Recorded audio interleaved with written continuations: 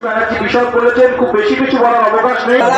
পরিবর্তন আছে, সরকারের পরিবর্তন তো পতাকার পরিবর্তন নয়, এটাই তো মুশকিল হয়ে যায়। লাল পতাকার বদলে তিরঙ্গা পতাকা নয়। বিধায়ক কাউন্সিলর সহ নেতৃত্ব উন্নয়নের পাঁচালী নিয়ে বিজেপি ও সিপিএম পরিবারে প্রকল্পের সুবিধা পেয়ে খুশি বিরোধীরা। উত্তর 24 পরগনার বসিরহাট মহকুমার টাকি পৌরসভার 10 নম্বর ওয়ার্ডে ব্রাহ্মণপাড়ায় উন্নয়নের পাঁচালীতে পুস্তিকা নিয়ে বিজেপি ও সিপিএম সমর্থক পরিবারের বিজেপি সমর্থক রাজীব লাহা ও রিঙ্কু চ্যাটার্জির পরিবারে তাদের বাড়িতে উন্নয়নের পাঁচালী পুস্তিকা তুলে দিলেন এবং তা এই পরিবারগুলো রাজ্য সরকারের সুবিধা পেয়ে রীতিমতো খুশি। 26টা প্রকল্পের সুবিধা পেয়েছে। সব রাজনৈতিক দল এমনই বার্তা দিলেন।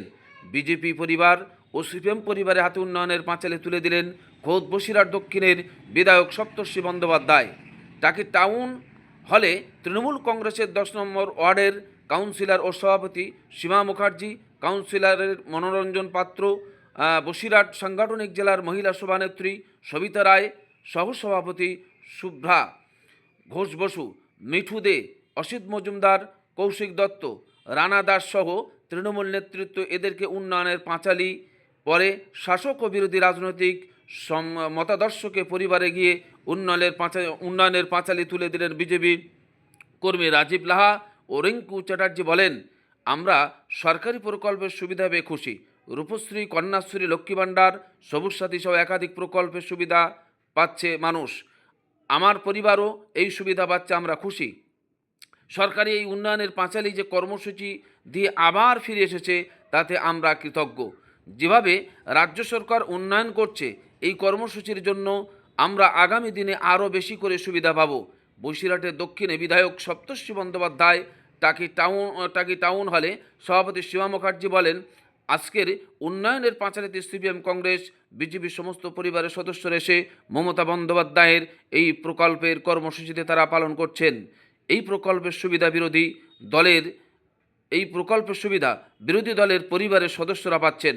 অন্যদিকে বিজেপি কর্মীর বাড়িতে গিয়ে বলেন, আমি এখানে এসে বিজেপি কর্মীর বাড়িতে দাঁড়িয়ে বলছি, এই প্রকল্পের সুবিধা পান, তাদের মুখ থেকে শুনুন।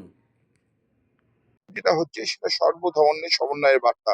একদিক থেকে দেখতে পাবেন এখানে আমি যেমন উপস্থিত রয়েছি হিন্দু ধর্মের, পাশাপাশি হযরত ভাই উপস্থিত রয়েছেন, আমাদের পঞ্চায়েত সমিতির সভাপতি, সহসভাপতি উপস্থিত হচ্ছে শাহানুর মন্ডল। সুতরাং আমরা এখানে ধর্মীয় স্থান পরিদর্শন করছি, যেখানে আমরা মন্দির হচ্ছে মন্দির পরিদর্শন করছি, যেখানে মসজিদ হচ্ছে মসজিদ, যেখানে গির্জা বা গুরুদ্বারা তারা গির্জা বা গুরুদ্বারা পরিদর্শন করছি এবং এর মাধ্যমে আমাদের এই ধর্মীয় বিভাজনের উস্কানিমূলক যে রাজনীতি সেটা বন্ধ করে বাংলা সম্প্রীতির বাংলা, বাংলা বিবেকানন্দের বাংলা, বাংলা রামকৃষ্ণের বাংলা, বাংলা সম্প্রীতির ধারা আমরা সবার মধ্যে বার্তা দিচ্ছি উন্নয়নের এবং সম্প্রীতি। 2026 নির্বাচনের আগে কি দেখুন, মমতা বন্দ্যোপাধ্যায় কখনো ধর্মের রাজনীতি করেন না। তিনি বারবার বিশ্বাস করেন ধর্ম যার যার উৎসব সবার। তিনি উন্নয়নের রাজনীতি করেন।